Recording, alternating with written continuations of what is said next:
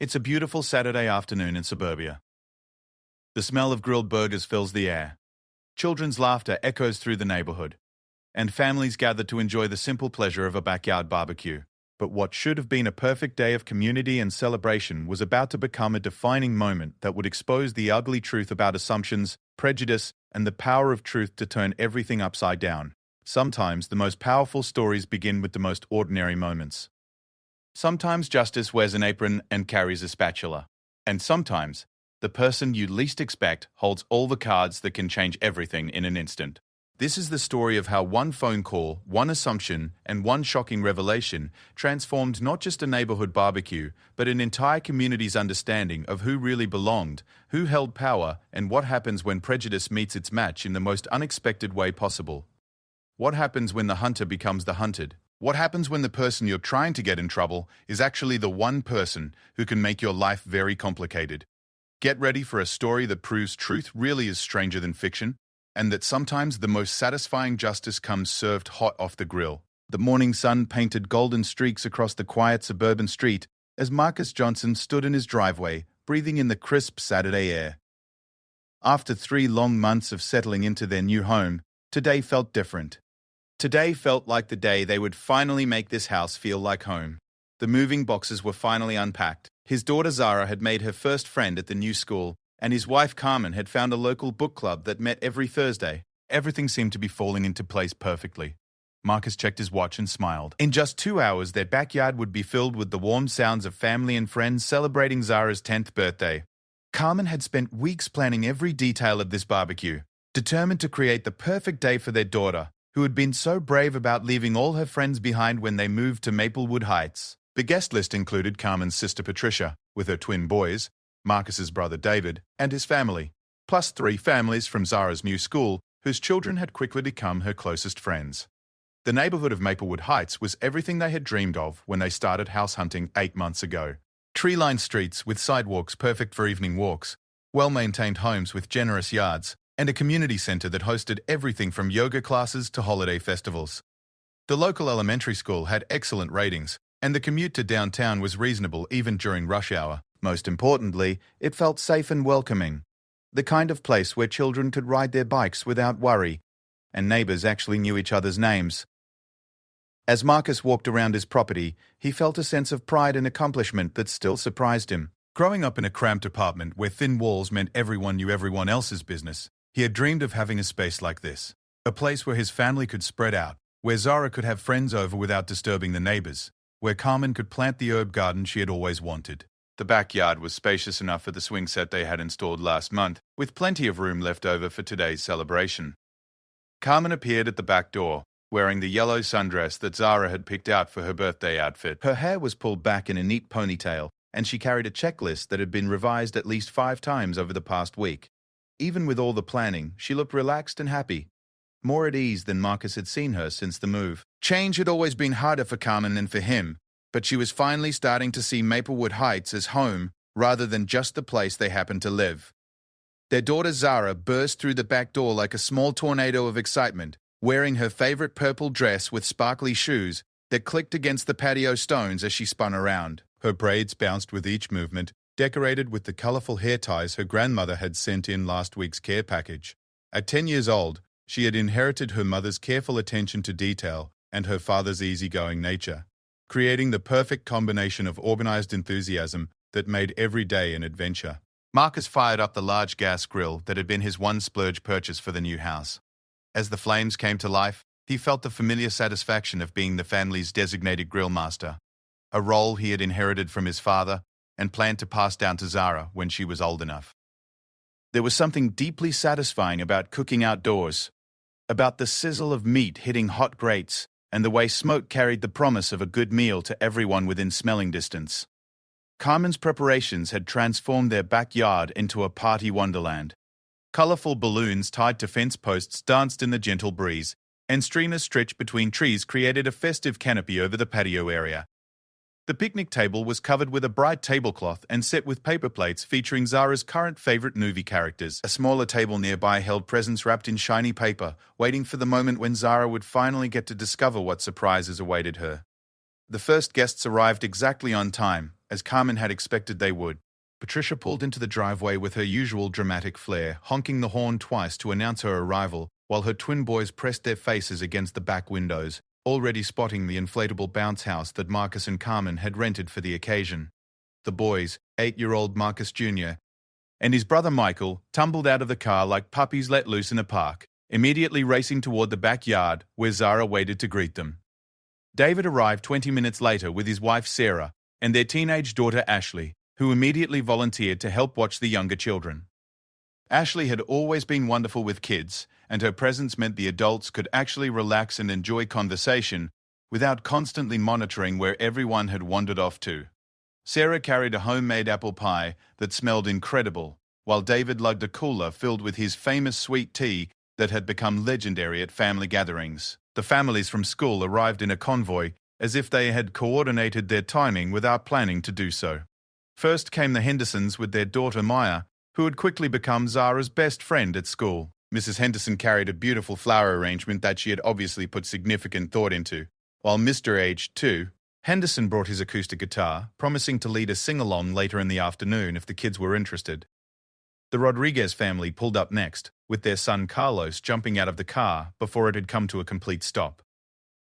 Carlos was the class clown who kept everyone laughing, and his presence guaranteed that no one would have time to be bored. His parents, Maria and Antonio, brought homemade tamales that filled the air with the scent of cumin and chili peppers, adding to the wonderful mixture of aromas that was beginning to define the perfect afternoon.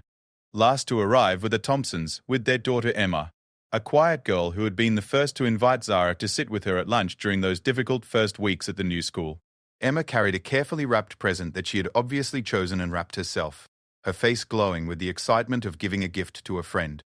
Her parents brought fresh fruit salad and homemade cookies, completing the spread of food that would keep everyone fed and happy for hours. As the guests settled into the backyard, Marcus took a moment to survey the scene that was unfolding around him. Children were already exploring every corner of the yard, their voices creating the soundtrack of joy that made all the work worthwhile. The adults naturally separated into small groups, some gathering around the patio table to catch up on neighborhood news while others wandered over to admire Carmen's flower garden that was just beginning to bloom in the spring sunshine. The grill was heating perfectly, and Marcus began arranging the hamburger patties and hot dogs that would serve as the main course. Carmen had also prepared grilled vegetables for the adults who preferred lighter fare, and the smell of peppers and zucchini beginning to char added another layer to the symphony of scents that filled the air.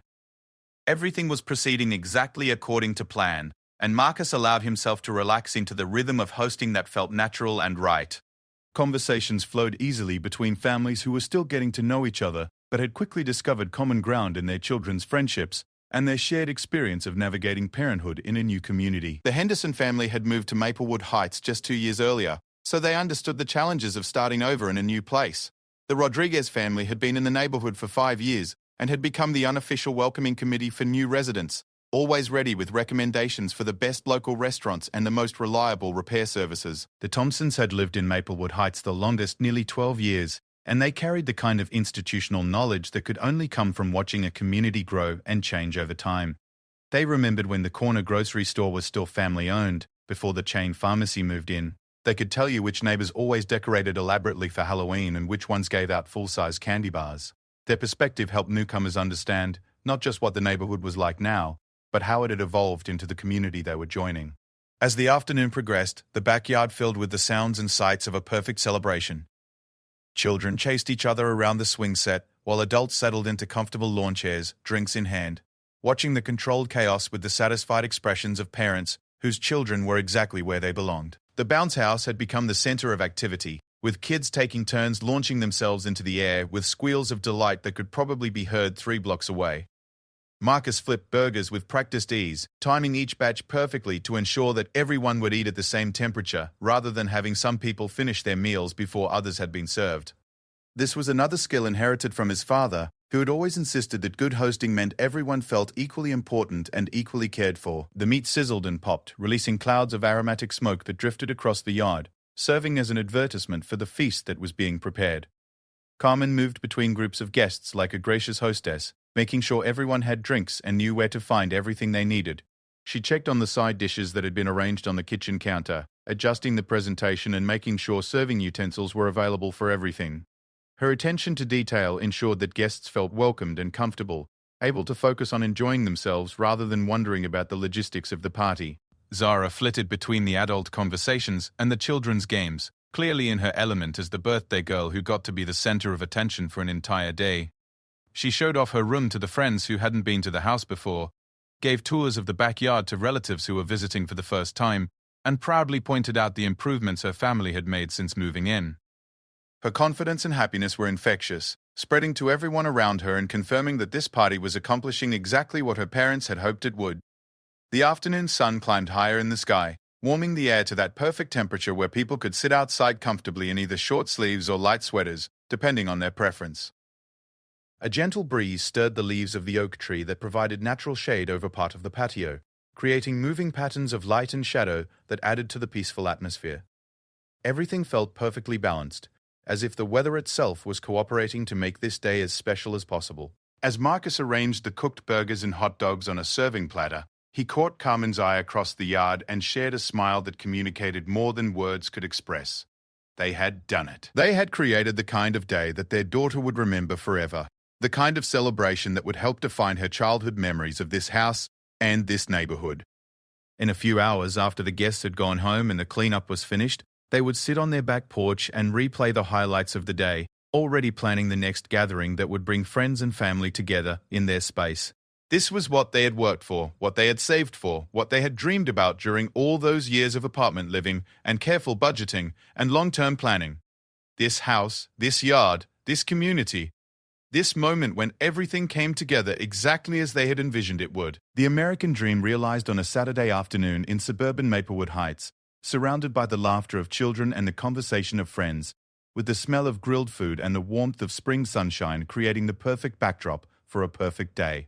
Nothing could have prepared them for what was about to happen next. 3 houses down from the Johnson family celebration, Eleanor Whitman stood at her living room window, her fingers gripping the edge of the curtain as she peered through the gap she had created. For the past hour, she had been monitoring the increasing activity in the backyard that shared a fence line with her meticulously maintained property.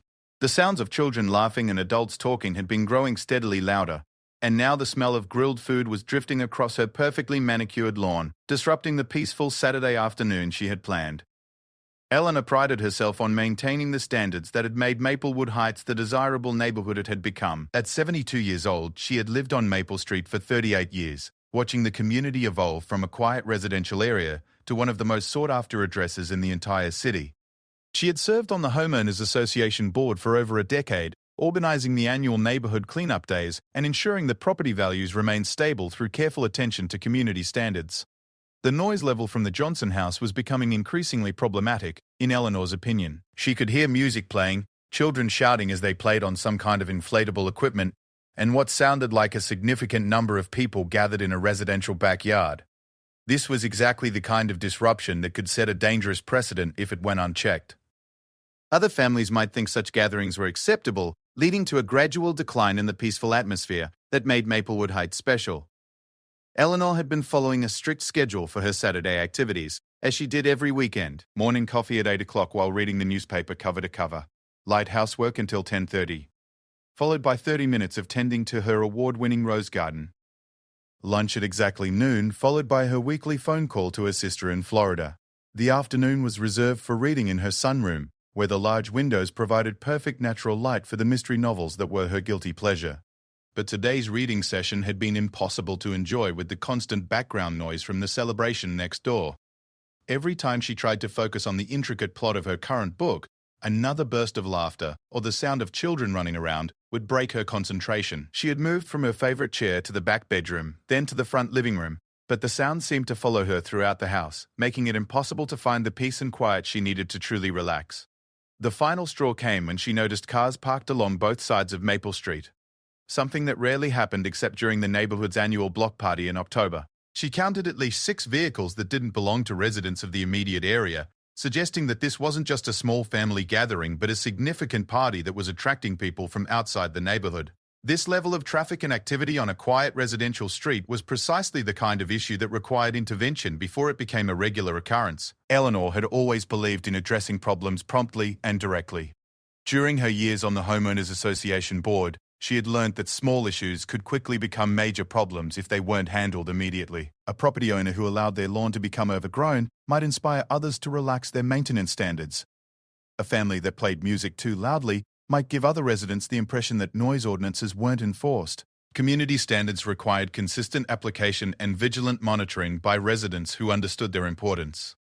She retrieved her phone from the kitchen counter and scrolled through her contacts until she found the number for the Maplewood Heights Police Department non-emergency line.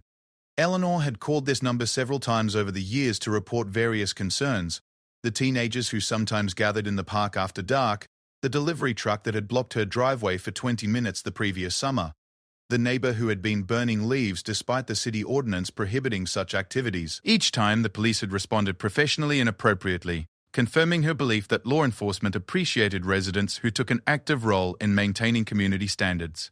The phone rang 3 times before a dispatcher answered with the standard greeting. Eleanor identified herself and provided her address, speaking in the clear, authoritative tone she had perfected during her years of leading homeowners association meetings. She explained that she was calling to report a disturbing the peace situation that was affecting the quality of life in her neighborhood and required immediate attention from law enforcement.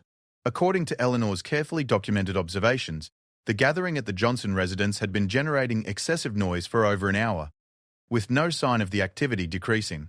She described the inflatable equipment that was causing children to scream loudly enough to be heard several houses away, the music that was playing at a volume that disrupted the peaceful atmosphere of the neighborhood, and the significant number of vehicles that were creating traffic and parking issues on a residential street not designed to handle such activity.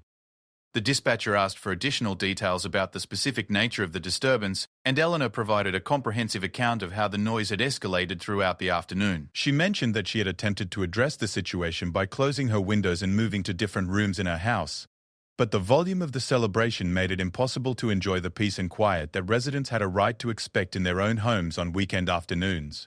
Eleanor also expressed concern about the precedent such gatherings might set if they were allowed to continue without intervention. She had observed several other neighbors looking out their windows at the activity, suggesting that she wasn't the only resident who found the situation problematic. Community standards required consistent enforcement, and allowing one family to host large, noisy gatherings might encourage others to do the same, leading to a gradual erosion of the neighborhood's character and property values. When the dispatcher asked whether Eleanor had attempted to speak directly with the Johnson family about her concerns, she explained that she preferred to work through official channels rather than confronting neighbors about their behavior. In her experience, direct confrontation often led to defensive reactions and escalated conflicts that could damage community relationships permanently.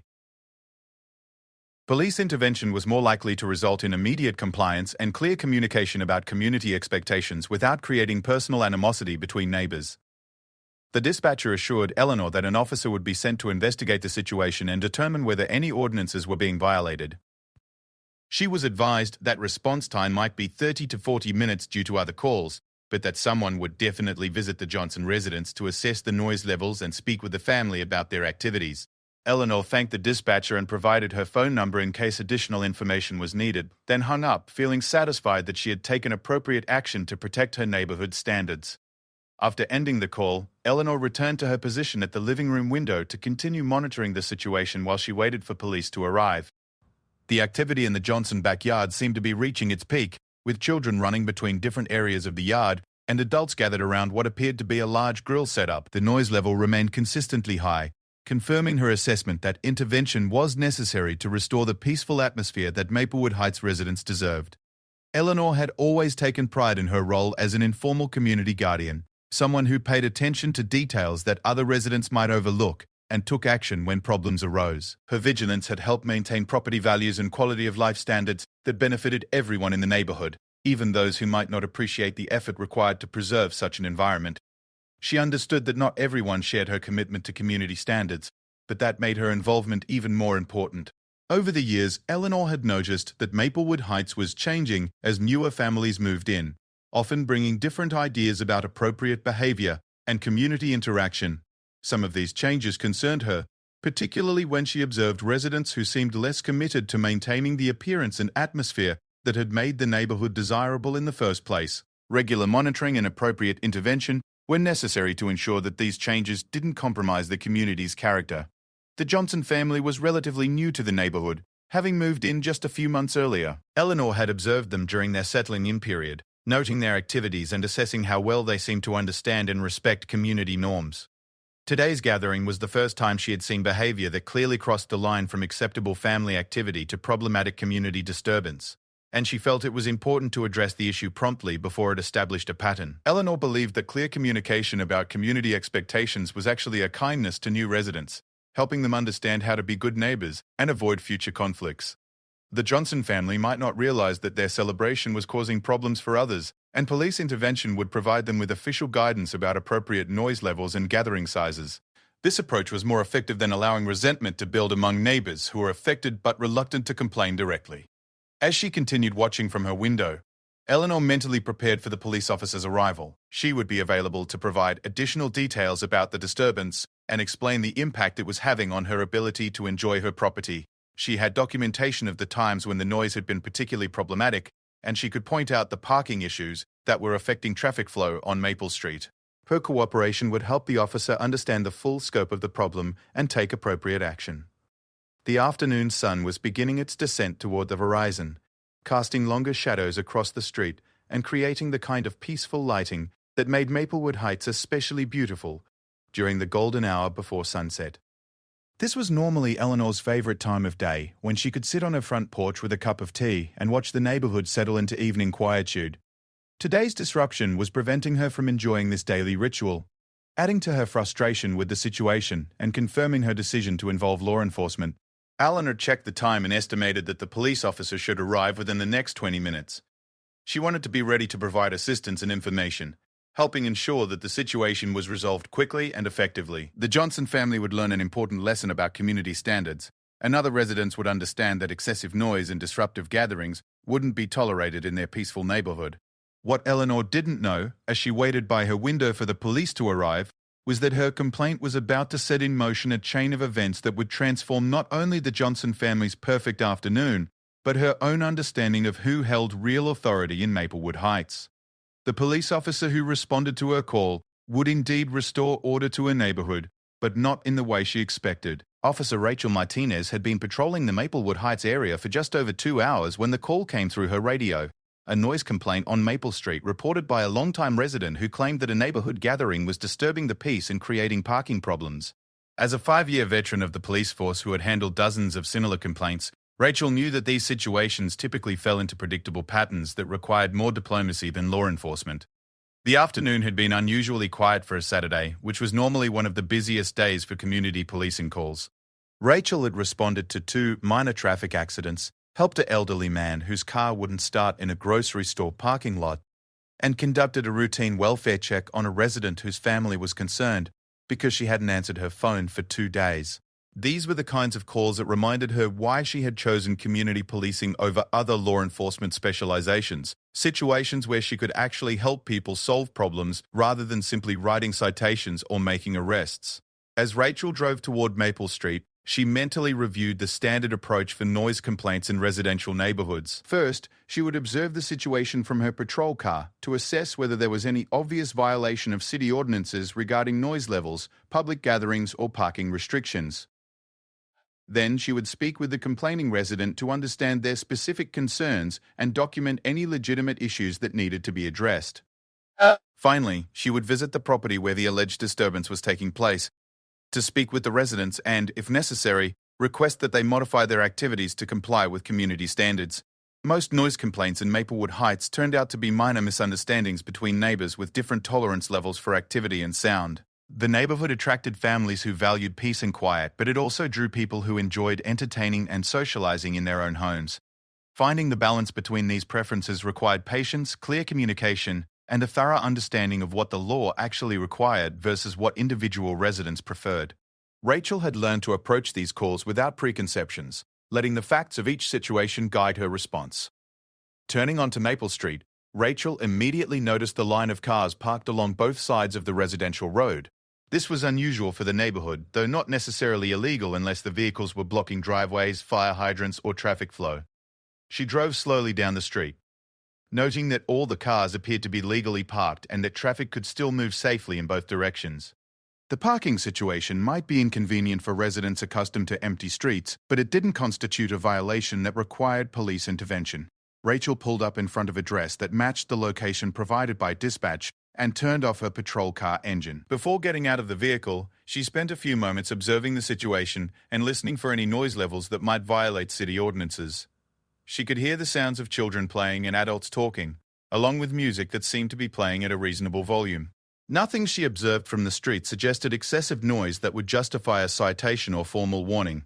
The Johnson house appeared well maintained, with a neat front yard and no obvious signs of problematic activity. The vehicles parked nearby were clean and properly positioned, suggesting that the gathering was organized and respectful rather than the kind of chaotic party that sometimes generated legitimate noise complaints. Rachel had handled enough genuine disturbance calls to recognize the difference between community celebration and actual disruption, and this situation seemed to fall clearly into the former category. Before approaching the house, Rachel decided to speak with Eleanor Whitman, the resident who had made the complaint. Understanding the specific nature of the complainant's concerns would help her assess whether the situation required any action, or whether it was simply a matter of different tolerance levels for neighborhood activity. She walked up the front path to Eleanor's house and rang the doorbell, hearing footsteps approaching almost immediately, suggesting that Eleanor had been watching for her arrival.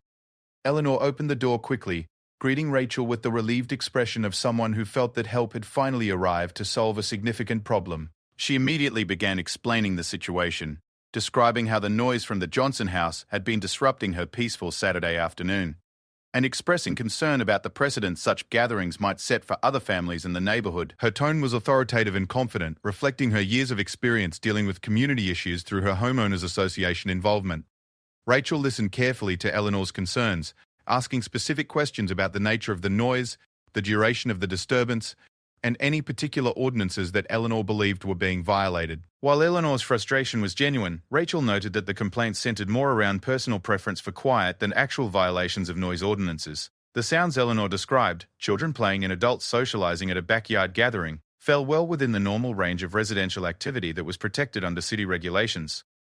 When Eleanor mentioned her concern about parking issues, Rachel explained that she had observed the situation from her patrol car and found no violations of parking regulations. The vehicles were legally positioned and not blocking traffic flow, driveways, or emergency access routes. While the increased number of cars might be unusual for Maple Street, it didn't constitute a problem that required police intervention. Rachel's patient, professional tone helped Eleanor understand that her concerns had been heard and evaluated, even though they didn't rise to the level of requiring official action. Eleanor seemed frustrated by Rachel's assessment, insisting that the situation was problematic for the neighborhood and required immediate intervention to prevent similar incidents in the future. She mentioned her long history of residence in Maplewood Heights and her experience with community standards, suggesting that Rachel might not fully understand the importance of maintaining the peaceful character that made the neighborhood desirable. Rachel acknowledged Eleanor's perspective while gently explaining that police enforcement was limited to actual violations of city ordinances rather than personal preferences about neighborhood activity. After completing her conversation with Eleanor, Rachel walked toward the Johnson house to conduct the other half of her investigation. Standard procedure required that she speak with the residents hosting the gathering to ensure they understood any concerns that had been raised and to verify that their activities complied with all applicable regulations. This part of the process was usually straightforward, involving a brief conversation about noise levels and a request to be mindful of neighbors who preferred quieter environments. As Rachel approached the front door of the Johnson house, she could hear the happy sounds of what was clearly a family celebration. Children's laughter mixed with adult conversation created the kind of atmosphere that reminded her of her own childhood birthday parties, when her extended family would gather in her grandmother's backyard for afternoon-long celebrations that created some of her most treasured memories. The music was playing at a volume that allowed for conversation, and the overall noise level seemed entirely appropriate for a residential gathering. Rachel rang the doorbell and waited, hearing movement inside the house and voices calling out that someone was coming to answer the door. She used these few moments to mentally prepare for a conversation that would likely involve explaining the complaint, assessing the family's understanding of community standards, and possibly requesting minor adjustments to accommodate their neighbors' preferences.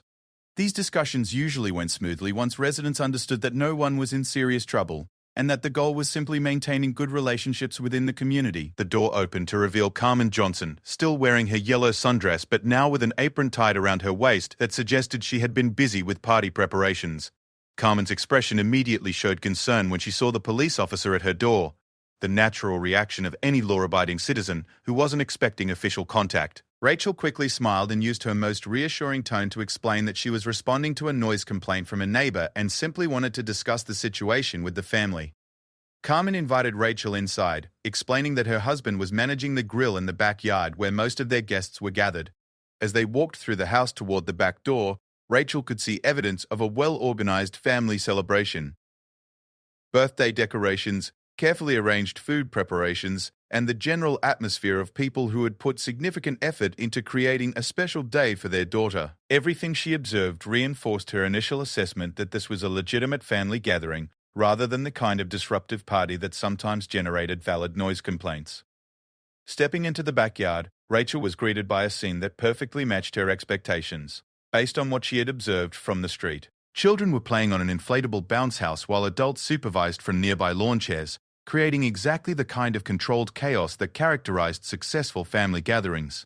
The music was audible but not overwhelming, and the conversation levels were entirely appropriate for an outdoor celebration. Everyone appeared to be having a wonderful time while remaining well within the boundaries of acceptable residential activity. Carmen called out to her husband, asking him to come speak with the police officer who had stopped by to discuss a neighbor's concern. Rachel watched as a tall man in a casual shirt and khaki pants walked toward them from the grill area, carrying a spatula and wearing the relaxed expression of someone who was thoroughly enjoying his role as party host. He had the confident bearing of someone accustomed to dealing with people and solving problems, qualities that Rachel had learned to recognize after years of community policing. Marcus Johnson approached with a friendly smile, extending his hand in greeting as he introduced himself. His manner was open and cooperative, showing no signs of defensiveness or concern about the police visit. Rachel shook his hand and began to explain the situation, describing the noise complaint that had been filed and her responsibility to investigate any community concerns. She emphasized that her visit was routine and that she hadn't observed any obvious violations, but that she wanted to discuss the situation to ensure good relationships between all neighborhood residents. As Rachel continued her explanation, she noticed something that made her pause mid-sentence. There was something familiar about Marcus Johnson, something that triggered a memory she couldn't quite place. His face, his voice, his confident demeanor, all seemed connected to something important that was hovering just beyond her conscious recognition. She continued speaking while her mind worked to identify the source of this nagging sense of familiarity, wondering if she had encountered him during a previous call or community event. Marcus listened carefully to Rachel's explanation, nodding his understanding and expressing appreciation for her professional approach to what could have been an uncomfortable situation. He acknowledged that celebrations could sometimes be louder than intended, and assured her that his family had no desire to disturb their neighbors or violate any community standards. His response demonstrated exactly the kind of reasonable attitude that made these conversations go smoothly, and Rachel found herself thinking that this call would wrap up quickly and positively. Then Marcus mentioned that he understood the importance of maintaining good community relationships because of his own professional background in public service. As he spoke about his commitment to being a good neighbor and his appreciation for law enforcement's role in maintaining community standards, Rachel felt the pieces of recognition beginning to fall into place. Something about his manner, his vocabulary, his comfortable interaction with the police officer suggested a familiarity with law enforcement that went beyond casual citizen contact.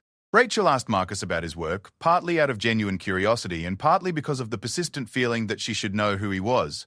His response would change everything about this routine noise complaint call and transform a simple community policing situation into something none of them would ever forget.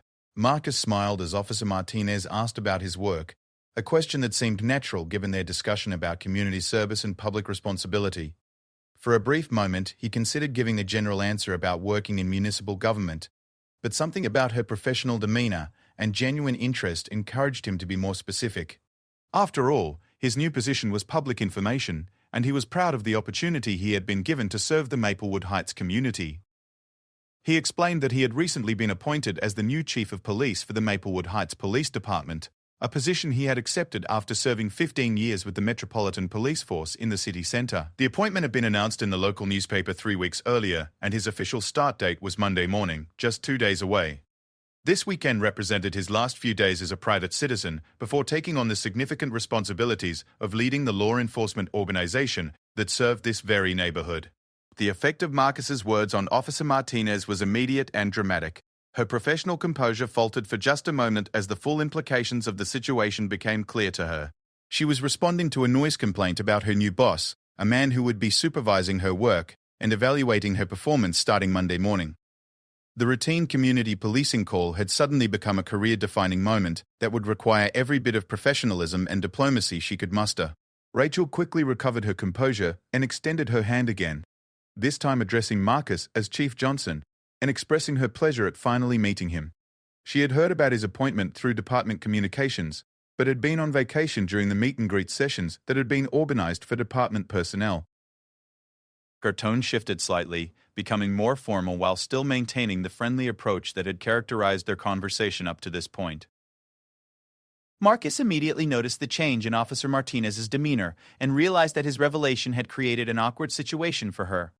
He quickly assured her that she should continue treating this as a routine call and complete her investigation exactly as she would with any other noise complaint.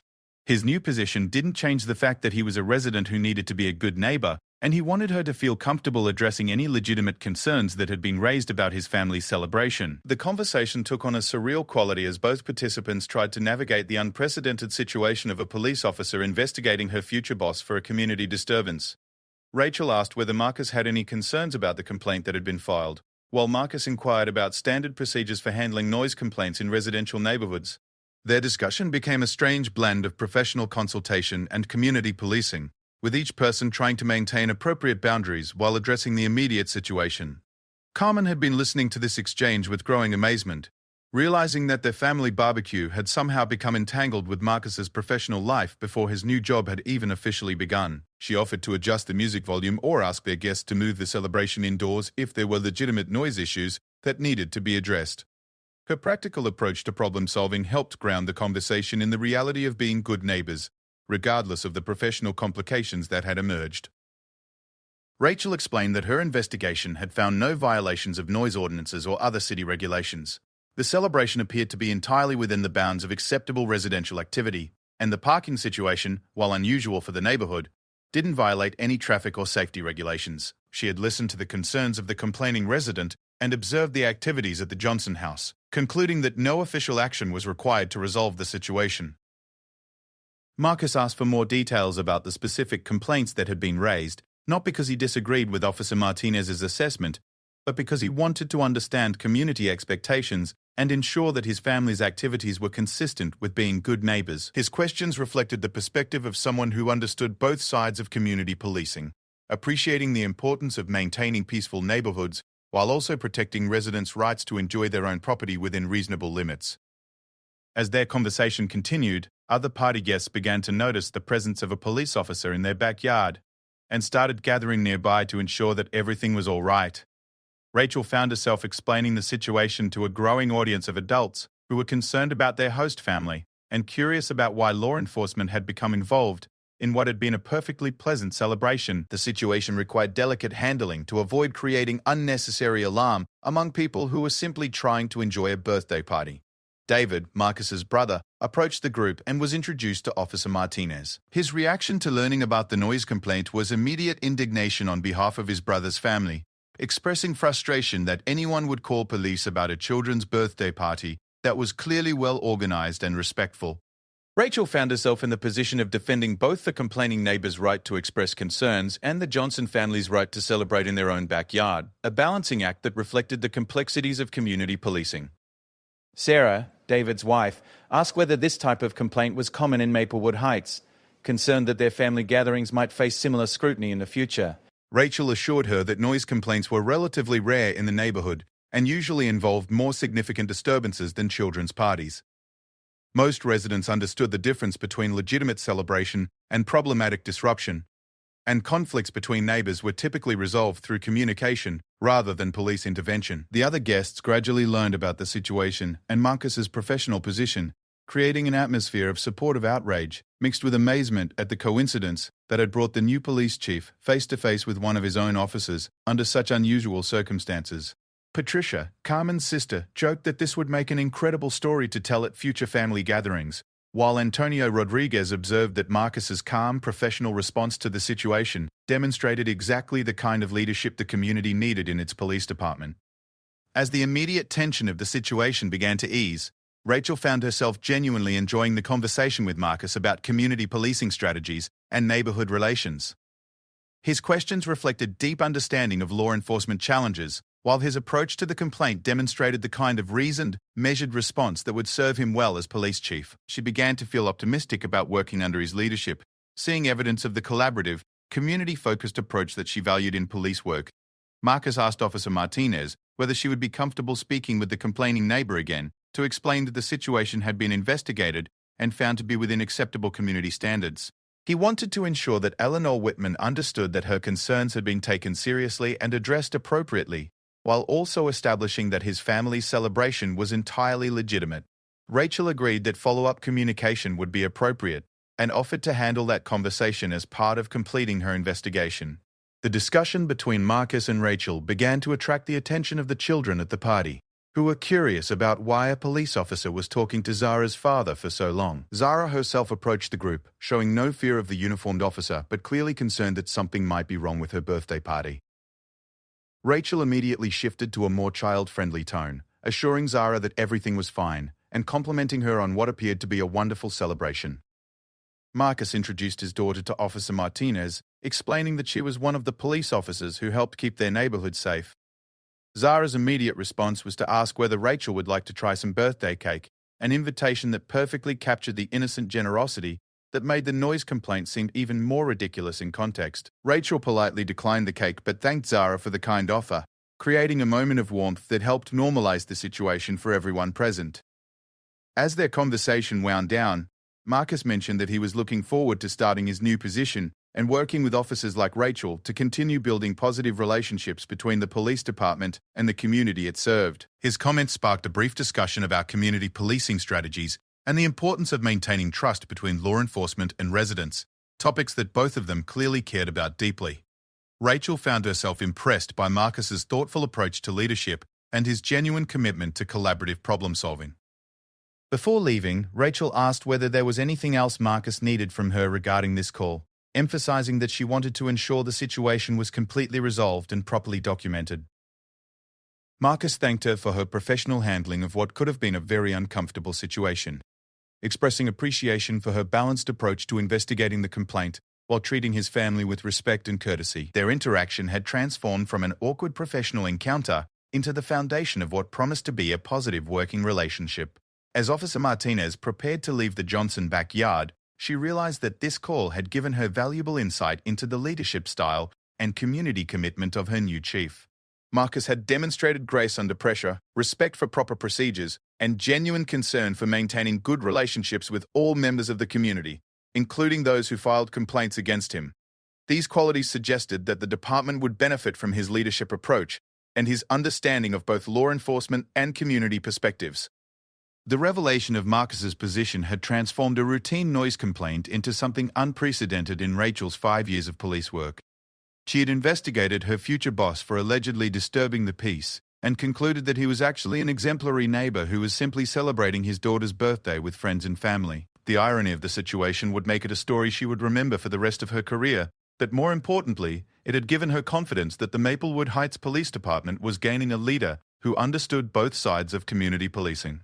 Officer Martinez walked back toward Eleanor Whitman's house with a sense of purpose that came from understanding exactly how this unusual situation needed to be resolved. She had completed her investigation, determined that no violations had occurred, and discovered information that would fundamentally change the dynamic of any future complaints about the Johnson family. Her responsibility now was to provide Eleanor with a complete and accurate report about the investigation while maintaining the professionalism that defined good community policing. Eleanor answered her door almost immediately, clearly having watched Rachel's extended conversation in the Johnson backyard from her window. Her expression showed expectation mixed with impatience, suggesting that she anticipated immediate confirmation that the police had resolved the noise problem and instructed the Johnson family to modify their disruptive behavior. Eleanor had called law enforcement because she expected official intervention, and she was prepared to express satisfaction that community standards were being properly maintained.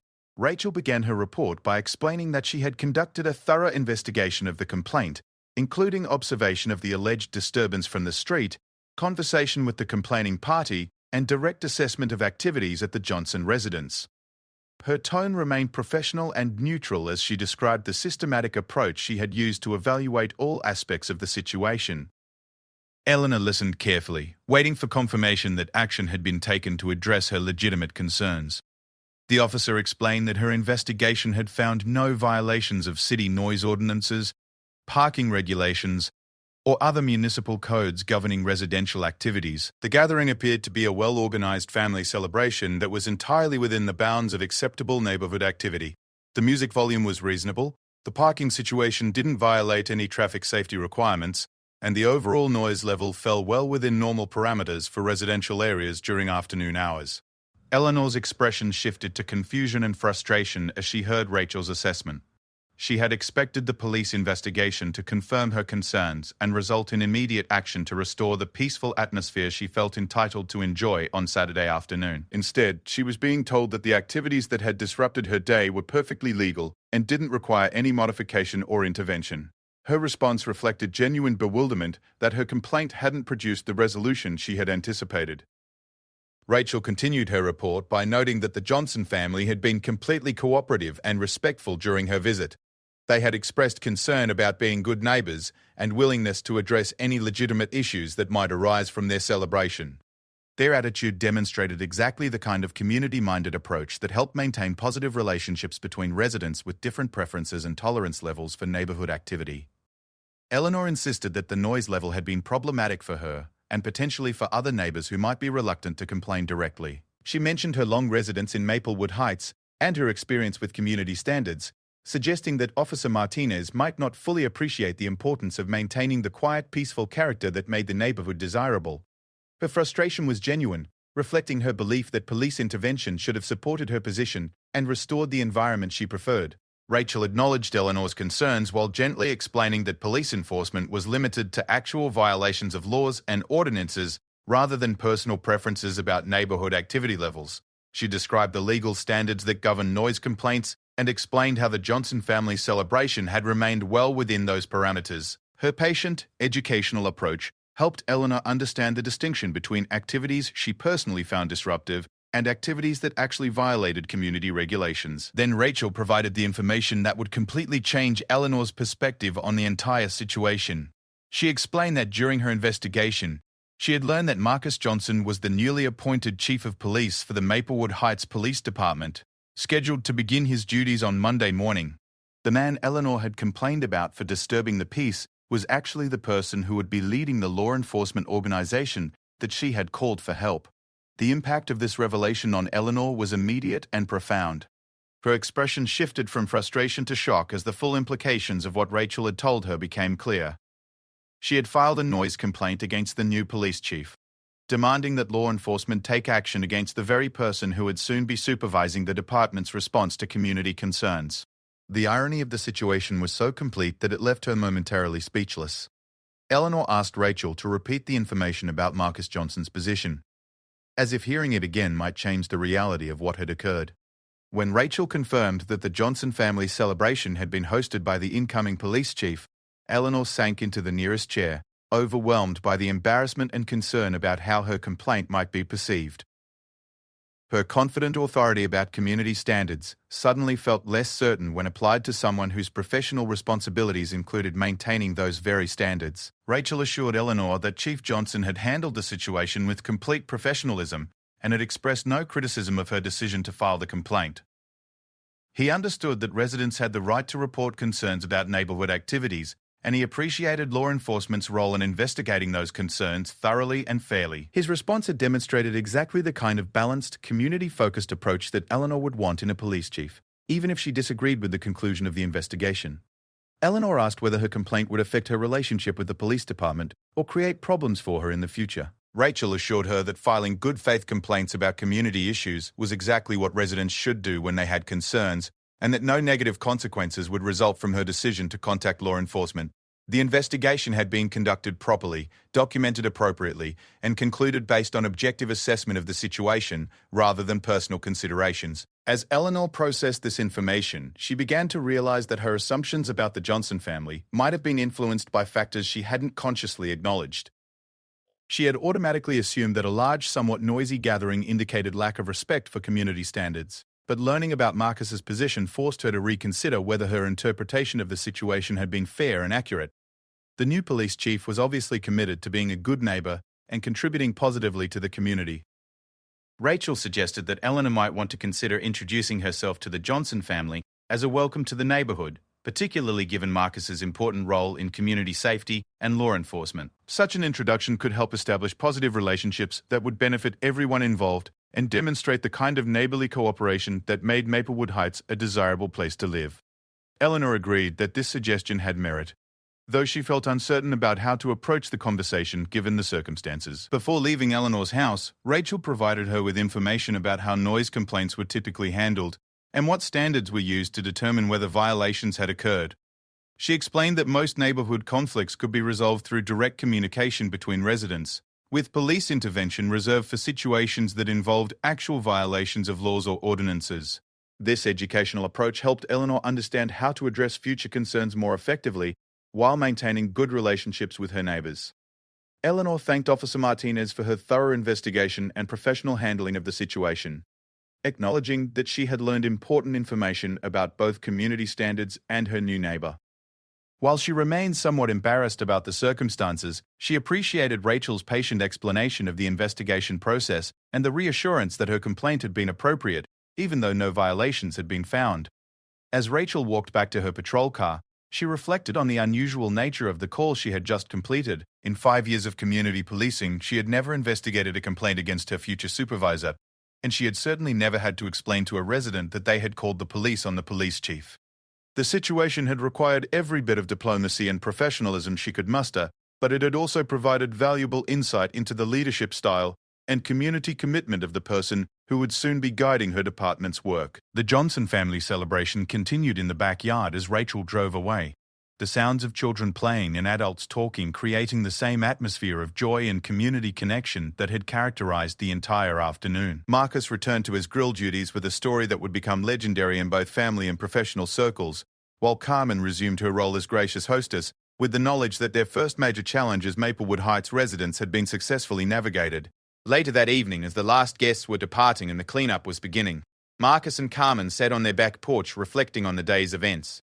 What had started as a perfect celebration of their daughter's birthday had become an unexpected introduction to the complexities of community relationships and the responsibilities that would come with Marcus's new position. The incident had tested their commitment to being good neighbors while also demonstrating the importance of maintaining perspective when conflicts arose. The story of the noise complaint against the new police chief spread quickly through both the neighborhood and the police department, becoming an example of how misunderstandings could arise between well-meaning residents and how professional leadership could turn potentially negative situations into opportunities for building stronger community relationships. Marcus's handling of the situation earned respect from his new colleagues and helped establish his reputation as someone who could maintain composure and fairness even when personally affected by community issues. Eleanor Whitman did eventually introduce herself to the Johnson family, bringing a homemade apple pie as a peace offering and welcome gift for new neighbors. The conversation that followed helped both families understand each other's perspectives and established the foundation for a cordial relationship that would benefit everyone involved. Eleanor gained appreciation for the Johnson family's commitment to community involvement, while Marcus and Carmen learned about the neighborhood's history and the residents who had worked to maintain its desirable character. The incident became a teaching moment for the entire Maplewood Heights community about the importance of communication, understanding, and giving neighbors the benefit of the doubt when questions or concerns arose. It demonstrated that even well-intentioned actions could create misunderstandings, but that professional handling and open dialogue could transform potential conflicts into opportunities for building stronger community bonds. Officer Martinez began her work under Chief Johnson's leadership on Monday morning with confidence that she was joining a department led by someone who understood both the challenges of law enforcement and the importance of maintaining positive relationships with the community they served. The unusual circumstances of their first meeting had provided both of them with insights that would enhance their professional collaboration and mutual respect. The Johnson family's first major experience as Maplewood Heights residents had taught them valuable lessons about community dynamics, while also confirming their choice to make this neighborhood their home. They had faced an unexpected challenge with grace and professionalism, demonstrating the qualities that would make them valued members of a community that appreciated both diversity and mutual respect among neighbors.